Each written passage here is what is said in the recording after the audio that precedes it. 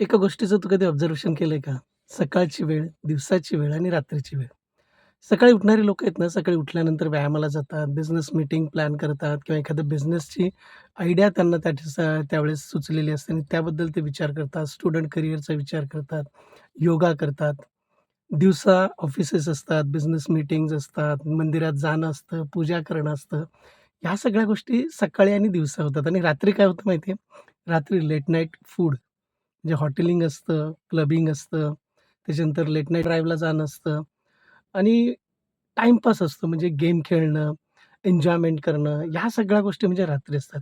याचा अर्थ काय झाला, की सकाळ किंवा दिवस जो आहे ना, ते तुमचं आयुष्य घडवत असतं, तुमचं भविष्य घडवत असतं आणि रात्र जी आहे ना, ती फक्त एंटरटेनमेंट, टाईमपास म्हणजे त्या ठिकाणी ज्या गोष्टी केल्या जातात रात्रीच्या वेळेस, त्या काही कामाच्या नाहीत. म्हणजे फक्त टाईमपास आणि एन्जॉयमेंट असते. याचा अर्थ असा, की सकाळ किंवा दिवस जो आहे ना, तो तुमचं हार्डवर्क आहे, तुमचं मेकिंग ऑफ फ्युचर आहे, तुमचं आयुष्य घडवणं आहे. रात्र मात्र फक्त एन्जॉयमेंट आहे. मॉर्निंगला जर तुम्ही उठत असाल, तर तुम्हाला लक्षात आलंच असेल, की मॉर्निंगला फक्त तुम्ही, तुमचा गोल, तुमचं डिसिप्लिन, तुमची कन्सिस्टन्सी आणि तुमचं फ्युचर ह्याच गोष्टींचा विचार केला जातो. आणि रात्री मात्र यापैकी कुठलीही गोष्ट केली जात नाही. आणि म्हणून जी सक्सेसफुल लोकं असतात ना, त्यांची सकाळ लवकर का सुरू होते माहिती आहे? त्यांना माहीत असतं, की आपल्याला जर आपलं भविष्य घडवायचं असेल, आपल्याला जर आपलं ध्येय गाठायचं असेल, तर तीच योग्य वेळ आहे, ज्या वेळेला अजिबात गर्दी नाहीये, लोकांचा काज नाही, गडबड नाही, गोंधळ नाही. स्वतःचं कॉन्सन्ट्रेशन झालेलं माइंड आहे आणि आपल्या ध्येयावर आपण एकदम ठाम राहतो त्यावेळेस आणि त्याच्यामुळे सकाळची लोकं जी आहेत ना, त्यांना पक्कं कळालेलं आहे, की जर आपल्या स्वतःवर काम करायचं असेल ना, तर सकाळच्या वेळेसारखी दुसरी वेळच नाहीये. आणि त्यामुळे तू जर सकाळी उठत असशील, व्यायाम करत असशील, योगा करत असशील, तुझा करिअरचा विचार करत असशील आणि या सगळ्या गोष्टींचा विचार करून जर तू रोज सकाळी उठत असशील ना, तर काँग्रॅच्युलेशन्स तू अगदी योग्य मार्गावर आहे. आणि तुला असं वाटत असेल ना, की मी एकटाच आहे, कंटाळा येत असेल ना, तर अजिबात कंटाळायचं नाही. कारण का माहिती आहे का? जिथे सक्सेस असतं ना, तिथे शांतताच असते. तिथे गर्दी कमीच असते आणि त्याच्यामुळे तू सक्सेसच्या मार्गावर आहे. त्याच्यामुळे तुला कंटाळा करून चालणार नाही. आणि तुला एक माहिती आहे का? रात्रीच्या वेळेस जर तू एखाद्या मित्राला फोन केला ना, "चल पार्टीला आहे, ये" म्हणून, लगेच 1 सोडून 10 येतील. पण तू सकाळी जर म्हटलंस ना, की कुठल्याही एका मित्राला सांगितलं, की "चल सकाळी उठून आपण जिमला जाऊया किंवा व्यायाम करूया." कोणीही येणार नाही. म्हणजे लोकांकडे ना एन्जॉयमेंटसाठी खूप वेळ आहे. परंतु स्वतःच्या गोलसाठी किंवा स्वतःच्या ध्येयासाठी वेळ देण्यासाठी लोकांकडे अजिबात वेळ नाहीये. आणि त्याच्यामुळे तू जर असा विचार करत असशील ना, की मी एकटाच आहे, तर तू एकटाच आहेस म्हणून तू तुझ्या ध्येयाच्या दिशेने योग्य पद्धतीने चाललेला आहे.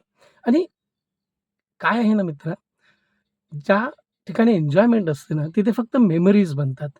परंतु ज्या ठिकाणी तुझं ध्येय असतं, कन्सिस्टन्सी असते, तुझा सॅक्रिफाईस असतो, तुझा त्याग असतो, त्या ठिकाणी मात्र तुझी आयडेंटिटी बनते, ओळख बनते आणि ओळख बनण्यासाठी तुला गर्दीपासून, जमावापासून, घोळक्यापासून लांब गेलंच पाहिजे आणि तेव्हाच तू तुझ्या ध्येयापर्यंत पोहोचू शकशील.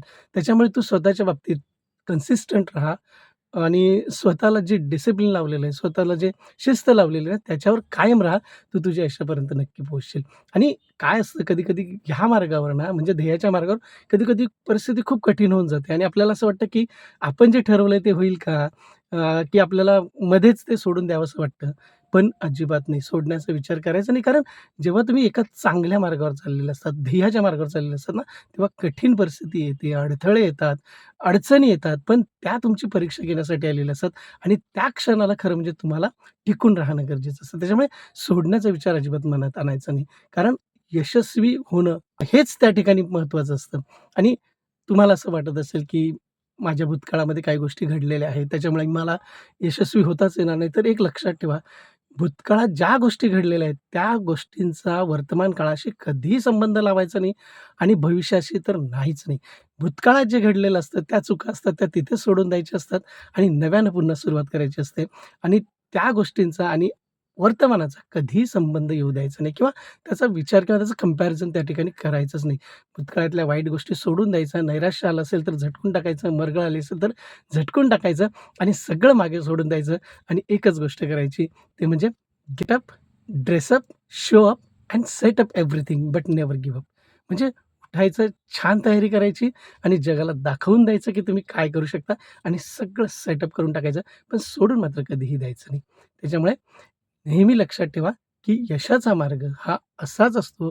कमी गर्दीचा, कमी जमावाचा, कमी घोळक्याचा आणि तिथे शांतता असते आणि त्या ठिकाणी तुमचं यश तुमच्यासाठी महत्त्वाचं असतं.